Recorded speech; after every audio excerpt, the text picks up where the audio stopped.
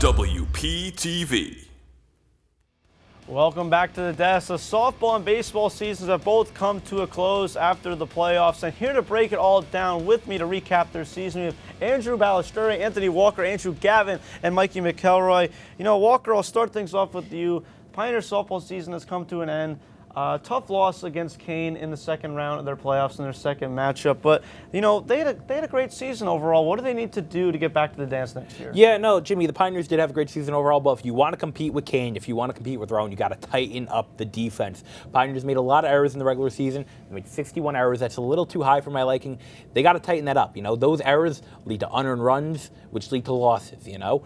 You got to tighten that defense up if you want to compete with those big teams. You know, that applies for any team. You know, baseball, softball, errors can kill very easily. Gavin, what is your takeaway for the season? Going off what Walker said against Kane Tuesday, they had 3 errors, all mental mistakes. You got to tighten that up, change all that, everything. You can compete next year. You know, definitely can compete next year. It goes hand in hand, the mistakes with the errors. You know, Bally, you know, you're obviously well connected with the team, been to a lot of the games cheering on. I know you're very rowdy in those stands. What are you seeing? What do you need to do next year? Yeah, no, it really was a great season. I wasn't expecting to have this great of a season, but they do need to get scores in with runners in scoring position. It's something they struggled with a lot last year and this year. You know, last year they weren't able to get people on base a lot. This year they were able to get people on base.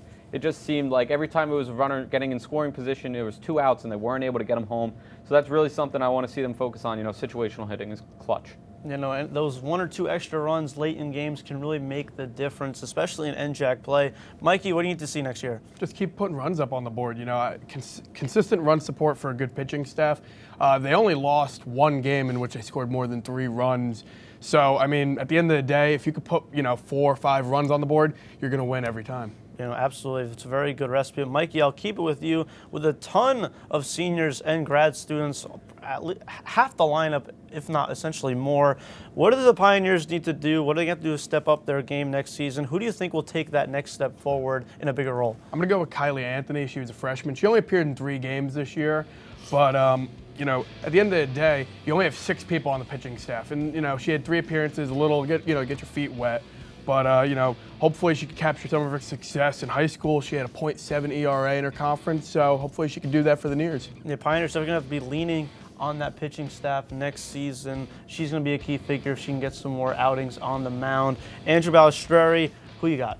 I got to go with the freshman middle infielder, Haley Bacco. She had a very solid outing in her in the short time that she was here. Batted 188 with a .566 OPS and 2 doubles, but that does not really tell the true story. Listen, I mean, you know, there's a spot opening up. That whole left side of the infield is opening up now. So it gives her more opportunities, whether it's shortstop, third base, even if it gets second base and, you move over Wheezy to short or something like that. I mean, you know, she could be a really big piece of this team. She was great in high school. Her brother's on the baseball team, so they have, you know, this sport is in their blood. So I'd like to see her have a good season next year. You know, left side of the infield, definitely going to be holes. Anna's leaving, Carly's leaving. Going to be a big opportunity for her to get some more at-bats. And NJAC's tough out of high school, you know, all that great pitching from other teams. So, Andrew Gavin. I expect Lauren Hutchinson to make a big step next year. She's a sophomore now.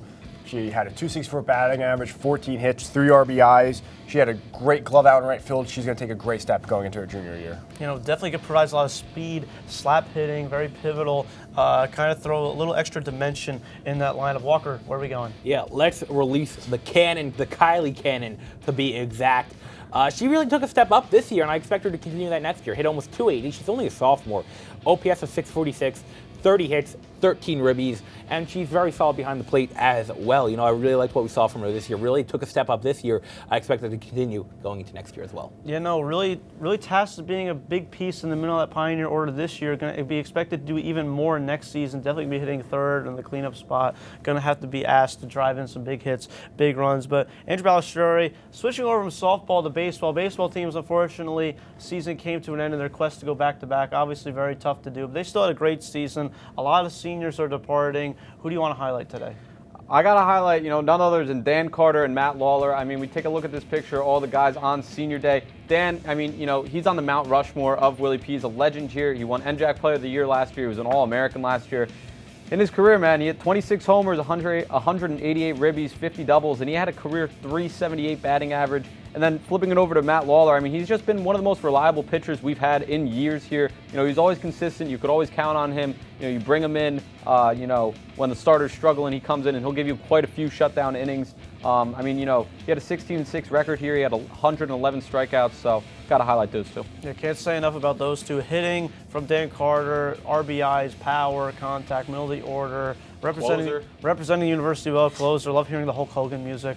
Matt Lawler, lefty out of the pen. Andrew Gavin, who do you want to talk about? Colin Lombardo and David Bacco. Lombardo had a fantastic career, breaking the school record for most runs scored. He slugged this year with a .677. He was a true leadoff hitter, what you wanted. Led the team in walks. He was second this year with 71 hits on the team. And then David Bacco had a great career, coming off the bench, coming up clutch, great a lot of times. You know, this is a great send-off for each of these players. Yeah, so much depth in the hitting, and both of those two really provided that. Anthony? I don't think we've ever seen quite a duo, a brother duo, like we've seen with Carson Weiss and Riley Weiss. They have been so good here for so many years. Carson Weiss, we'll start with him. He's always been good, but he really had a great year this year. He was up there, was one of the best hitters in the NJAC, had clutch hit after clutch hit after clutch hit, hit in the mid-400s, had an OPS of over 1,100. He was really good. And Riley Weiss, I know he didn't pitch this year, but overall had a very good career for the Pioneers, was a really good leader in that rotation for William Patterson as well. They just completely dominated the NJAC when they were both playing. Yeah, really been staples of Coach Lauderhand's teams, hitting and pitching. Great leaders on and off the field. Mikey? Steve squared is the way to go for me. Steven Girolamo and Steven Yellen. Steve Yellen, 3-time All-Conference, .395 batting average for his career, which is just absurd, 132 ribbies.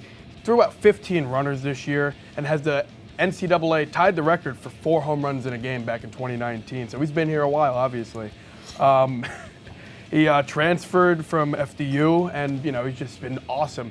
And Steven Girolamo, .345 hitter for his career, took a year off. Now he, got to play with his little brother. There was a freshman on the team, and he had a great year this year too. I mean, he had a career year back in 2019, .417. Just awesome batters, both of them. You know, when you're hitting around 400, you can't go wrong. Yeah, two very different hitters too. Obviously, Deej is a lefty, Yellen, big righty.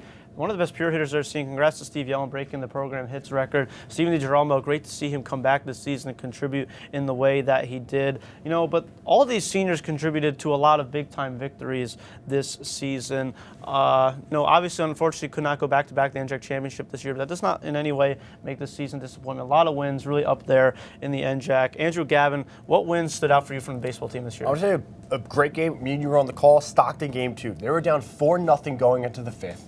In the 7th inning, Yellen tied the game 4-4.